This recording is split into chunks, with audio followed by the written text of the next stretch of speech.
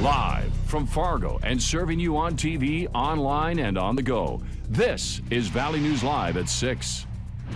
Only 30% of victims report a crime, a new study claims. The Minnesota Department of Public Safety says a majority of crimes committed in the state go unreported. Crimes ranging from credit card fraud to violence. Valley News Team's crime and safety reporter, Nicole Johnson, explains why authorities want you to call them, even if you feel it's unnecessary. Too many crimes go unreported. That's the message being sent by the Minnesota Department of Public Safety. New numbers say stalking is the most common crime people face, and less than 10% of victims speak up. While sexual assault has dramatically affected more people recently, very few say anything, and the same goes for domestic assault.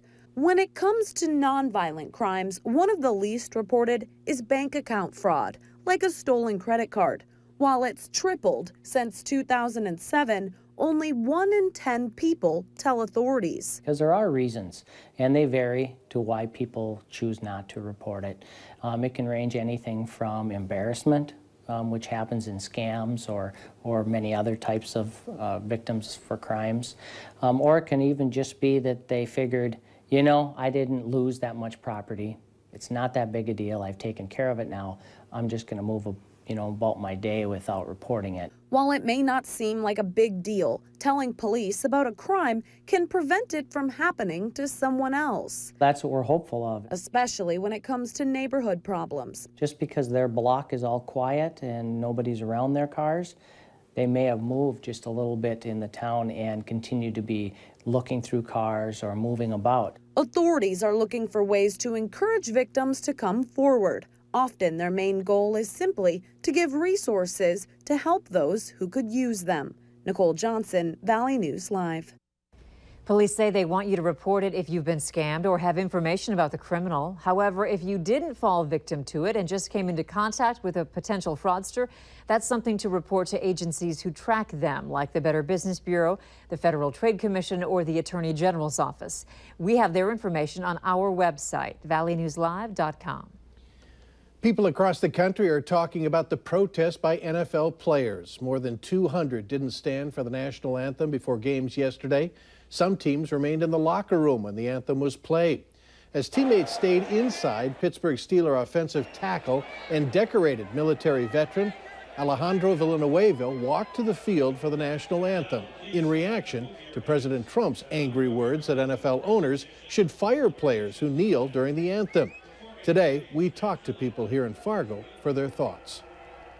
The NFL is an institution and sports are beloved by all Americans, and it just seems not a good idea to create division in that environment, and the players should be allowed to voice their opinions and their protests and feelings, just leave well enough alone. The decision for them to kneel, not my idea of a good time. They get paid millions of dollars, and they get paid to perform and do their job, and that's not part of their position to make a political statement like that, and I don't agree with it, and I think every one of them everyone that did it should be laid off and fired. There are reports that Dallas Cowboy players are planning a unity statement before tonight's Monday Night Football game. Dallas Cowboy owner Jerry Jones has said he opposes such protests. And we'd like to know what you think about this topic, so leave your comments on our Valley News Live Facebook page. You can also follow the latest news, weather, and breaking news updates anytime on your feed. Just search Valley News Live, like our page, and you'll stay informed throughout the entire day. An East Grand Forks assistant hockey coach is behind bars for allegedly groping a teenage girl. According to court documents, Philip Hartwig was arrested Friday on charges of groping a girl under the age of 15 in Ramsey County, North Dakota. The minor victim told Hartwig to stop multiple times and physically tried to fend him off. He's facing a felony charge of gross sexual imposition. If convicted, he could be facing 20 years in jail, a fine of $10,000, or both.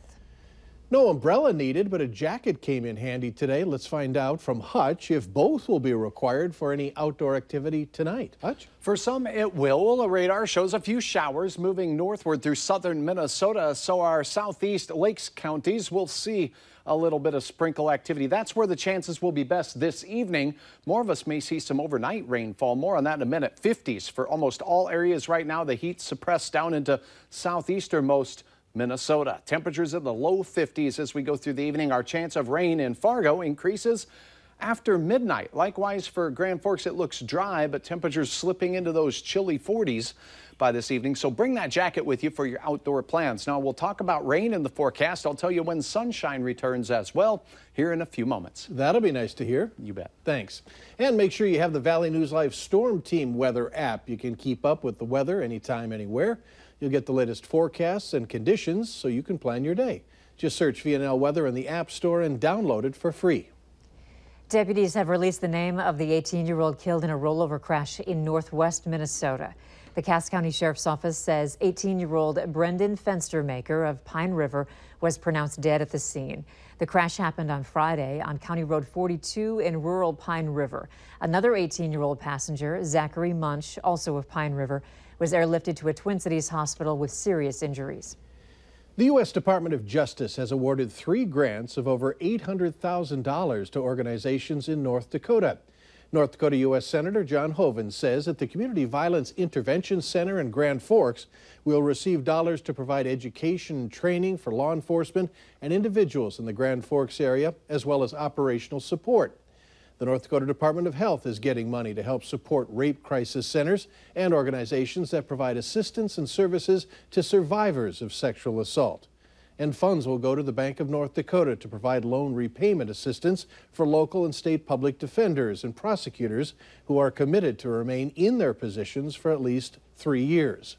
Senator Hoeven says that it's important that we work to prevent sexual assaults in the state and that survivors have access to services to keep them safe and help them recover. North Dakota election systems were targeted but not breached in the summer of 2016, according to the U.S. Department of Homeland Security. In an email sent out by North Dakota Secretary of State Al Jaeger, the Department of Homeland Security notified the state last week. The office provided no further comment, but added that the security measures in place have proven to be effective, and we continue to update cybersecurity protections as new potential means of targeting are identified. Some Fargo teachers spent part of their day as students. A professional development day allows teachers, aides, and administrators to discuss ideas on helping students achieve goals and objectives, as well as share information, ideas, and teaching techniques. Teachers tell us it's a wonderful opportunity to look at the best educational practices and to make sure that the community has the best staff possible, aiding the children in the district. There's a new scam that law enforcement wants to tell you about. We'll do that so you can avoid the bad guys later on Valley News Live at 6. But first, find out how you can help some of the smallest victims of Hurricane Harvey.